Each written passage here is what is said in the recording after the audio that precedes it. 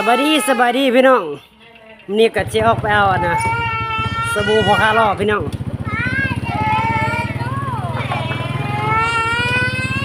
ออกไปเอาแล้วเด้อตักลมออกไปเอาสบู่พอคาร่อแล้วนี่นะ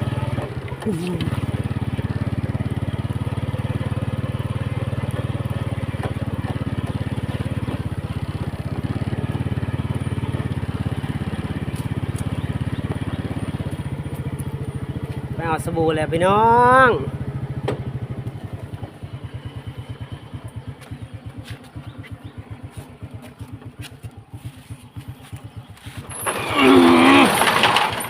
โคตรหนักเลยเว้ยโคตรหนักเลยทำผู้ชมเว้ยประตูชุกคนนี่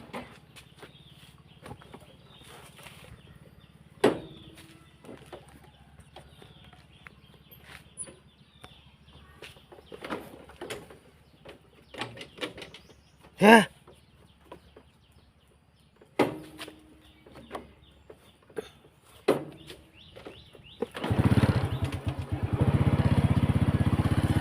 ออกไปเอาแล้วเนาะ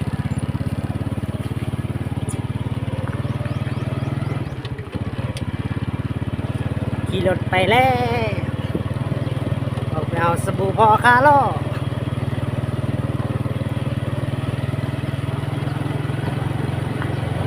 เบื้องหนึ่งจับกล้องเบื้องหนึ่งขับรถพี่น้องยังมีผู้ไปนำแต่ผู้เดียวมันจะสั้นกับขอโทษขอไปนำหลายๆเด้อ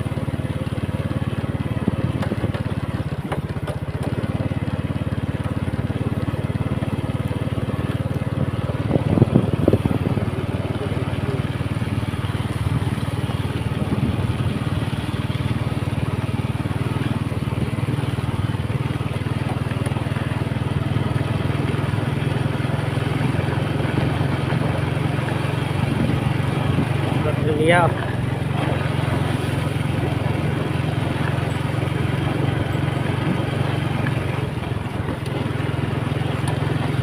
ว่าสิมีอย่างใน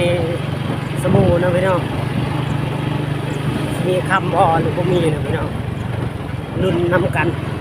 เดี๋ยว FC พากดแชร์กดไลค์ช่อง YouTube เบาน้อยพี่น้องคำสู้สายแนวพี่น้อง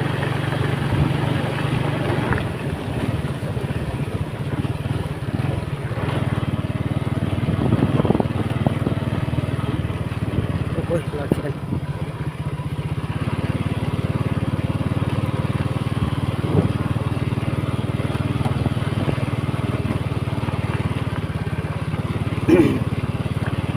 ออกไปเอาเครื่องอยู่อนุสิทธิ์พี่น้องเนาะ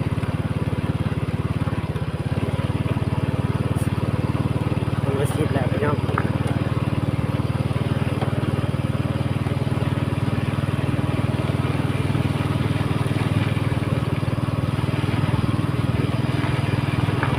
กันหอดเทือประมาณมีไปเรื่อยๆตามผู้ชมเลย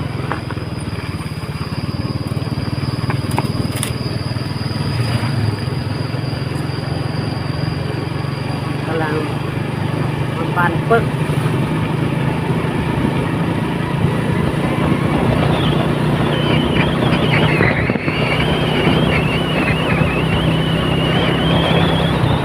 มันบานปึ๊กพี่น้องการหอดใส่เนาะ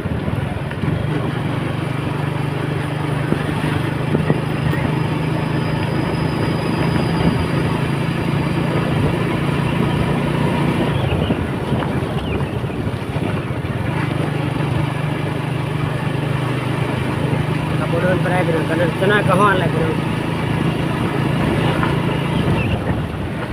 ทางโค้งจับคนเดียวเลยกอง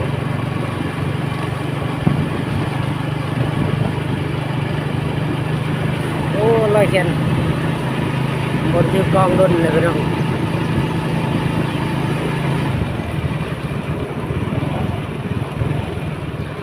วันนี้ผมมีผู้จับกองให้จับเองพี่น้องบัตรปึ๊กได้บัตรปึ๊กแล้ว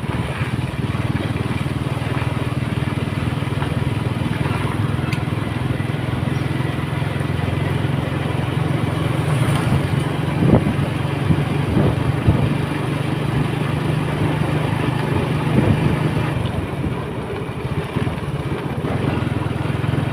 แต่ว่าบริษัทนะเอากองลังขายเลยไปนะกองหนามันเล็ดจะกองเลย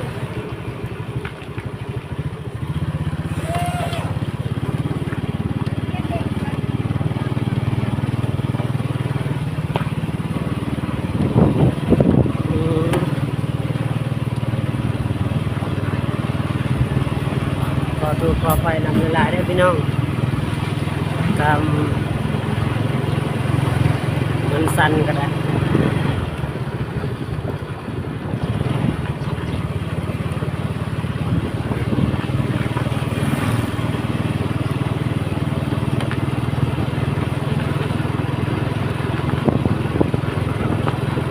แต่จะหอดแล้วทางมันก็ดีก็ได้ทำสมบูรณ์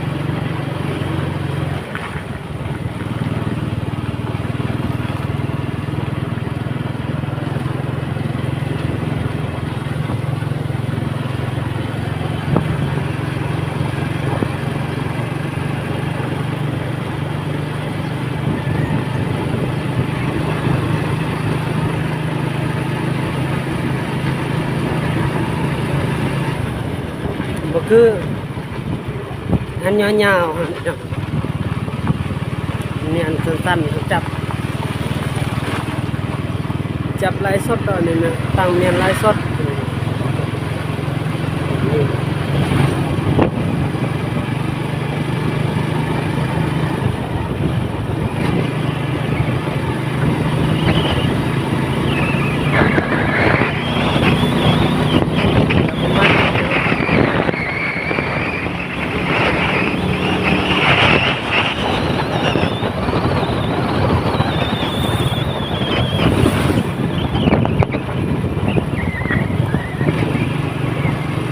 ใกล้จะหอดแล้วพี่น้อง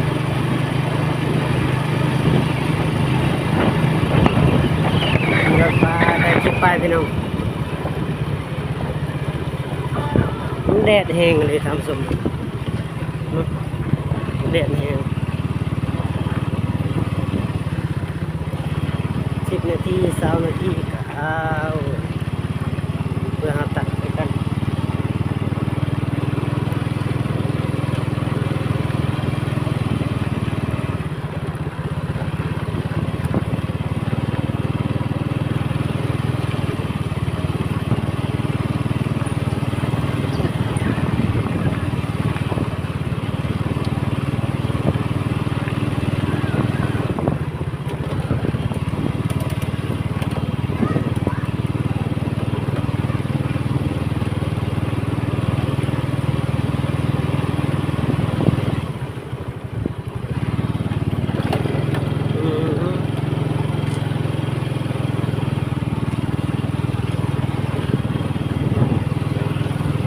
ตินแห้งเลยทำสม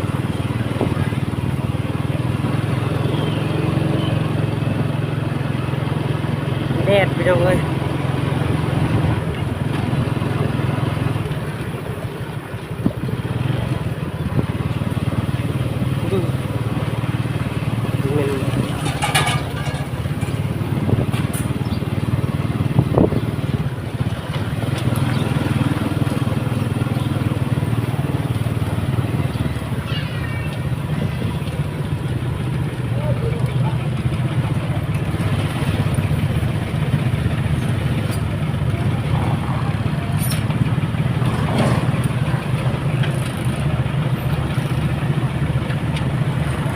โอ้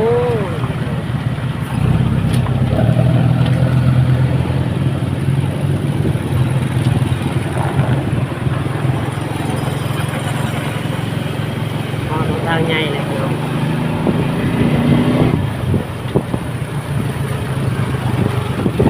ทางใหญ่เลยเนาะ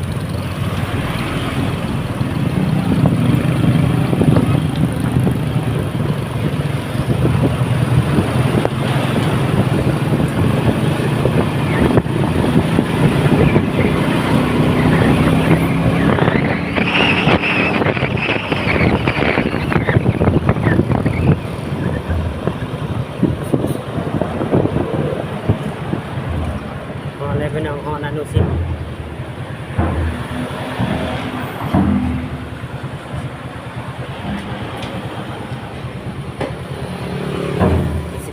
พียงเท่านี้พี่น้องอย่าลืมกดแชร์กดไลค์กดซับสไครต์ช่อง YouTube น้อยคำสู้ด้วยนะพี่น้อง